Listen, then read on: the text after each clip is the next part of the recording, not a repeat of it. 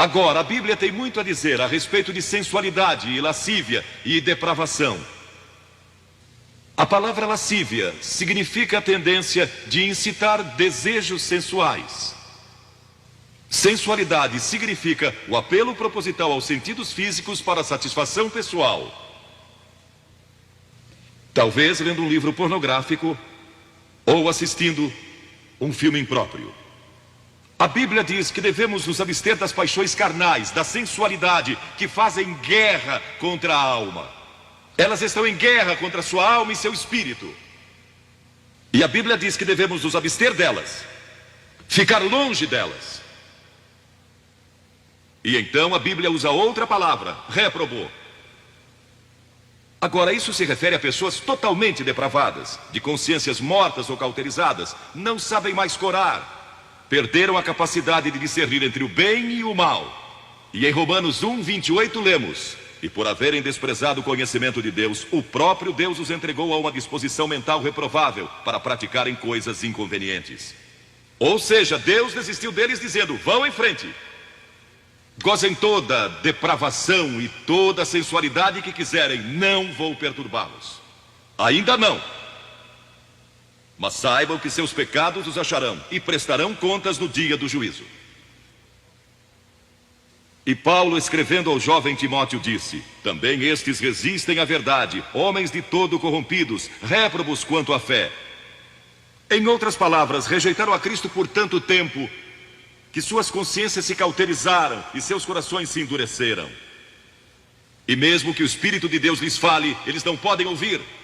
É por isso que é importante que você aceite a Cristo quando é jovem. É importante que venha a Cristo agora. Se o Espírito de Deus está falando com você, entregue a sua vida a Cristo. Porque o dia pode chegar em que a sua consciência esteja morta e você não possa mais ouvir a voz de Deus. Ela disse: não. Mas Vasti, você vai perder o trono, vai perder suas riquezas, pode até perder sua vida. Ela disse: minha resposta é não. Qual é sua resposta hoje àquelas coisas que são erradas? À mentira, à lascívia, à cobiça, ao preconceito racial? Qual vai ser? Você vai disciplinar seu corpo? Vai permanecer firme às convicções que Cristo e a Bíblia ensinam? Ou vai ceder e seguir pelo caminho largo que leva à destruição? Ou vai entrar pela porta estreita e pelo caminho apertado que conduz à vida eterna? Qual vai escolher? Você tem uma escolha hoje. Deus nunca vai forçá-lo a escolher. E então houve um outro jovem, um jovem chamado Daniel. E a Bíblia diz que Daniel resolveu em seu coração que não se contaminaria com as finas iguarias do rei, nem com o vinho que ele bebia. Agora, Daniel era um jovem que tinha um propósito. Ele havia sido capturado em Jerusalém. Quando o exército de Nabucodonosor invadiu a cidade, ele foi capturado e levado através de milhares e milhares de quilômetros à Babilônia. A quase 3.000 quilômetros de sua própria terra, sem aviões nem automóveis. Eram semanas de viagem. Mas ele estava resolvido a servir a Deus. E não devia ter mais de 12 ou 15 anos de idade. E Nabucodonosor, o grande rei, levara cativos de Jerusalém para a Babilônia.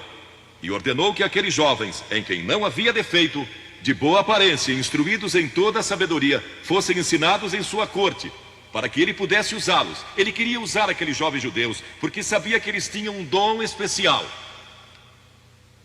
E durante o período de treinamento, mandou que lhes dessem os melhores vinhos e as mais finas iguarias, e todos os confortos disponíveis na corte de Nabucodonosor.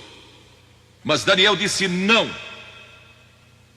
Não quero o vinho do rei, e não quero as iguarias do rei. Quero dormir no chão, não numa cama de penas. Quero viver uma vida simples e também disciplinada. Que diferença dos que mal podem esperar pelo dia em que possam sair de casa e se divertir. Mas não Daniel. Daniel estava longe de casa e ninguém saberia se ele fizesse algumas dessas coisas. Ninguém saberia se ele tivesse uma namorada e dormisse com ela. ou se embebedasse com o melhor vinho do rei. Ninguém saberia lá em Jerusalém, e ele poderia ter se tornado muito popular.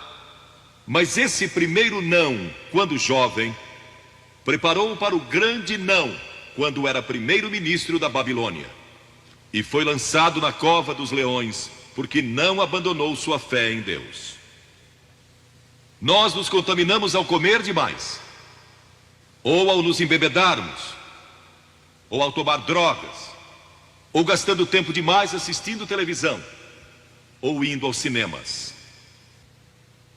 Jesus declarou em Lucas capítulo 21, acautelai-vos, para que nunca vos suceda que os vossos corações fiquem sobrecarregados com as consequências da orgia e das preocupações deste mundo, e para que aquele dia não venha sobre vós repentinamente.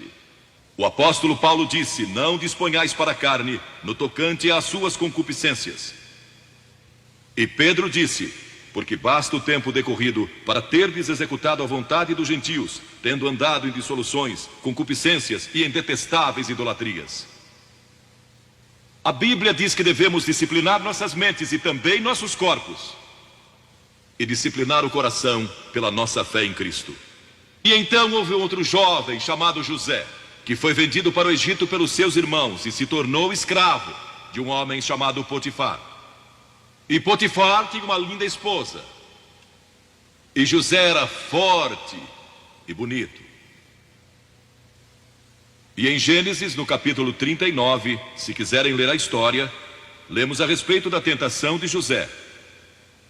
A esposa de Potifar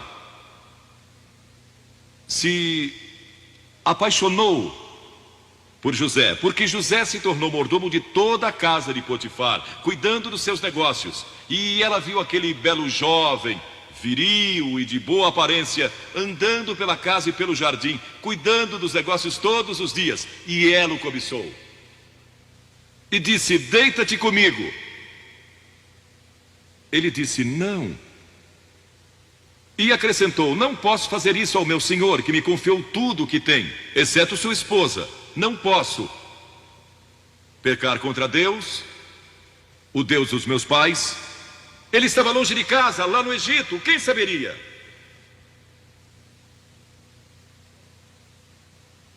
Mas disse não. E quando disse não,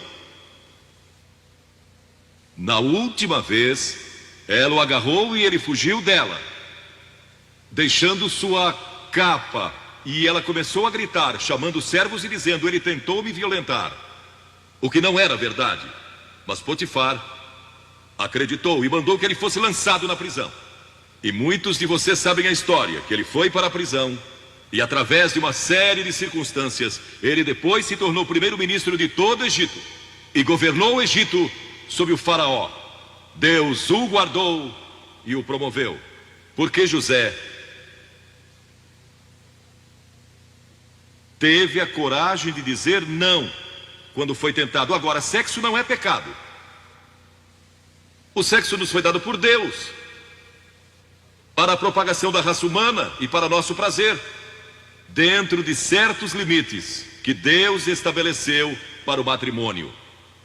As características de um cristão são autocontrole e autodisciplina. E Paulo, escrevendo a Timóteo, disse, conserva-te a ti mesmo puro. Mas como você pode se conservar puro num mundo como este?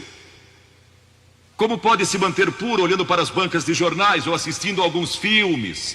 Como pode se manter puro com as tentações que enfrenta todo dia? Não pode. De modo algum. Exceto se Cristo está em seu coração, Ele lhe dará força e o poder, porque nenhuma tentação lhe sobrevirá que Cristo não lhe ofereça o meio de escape.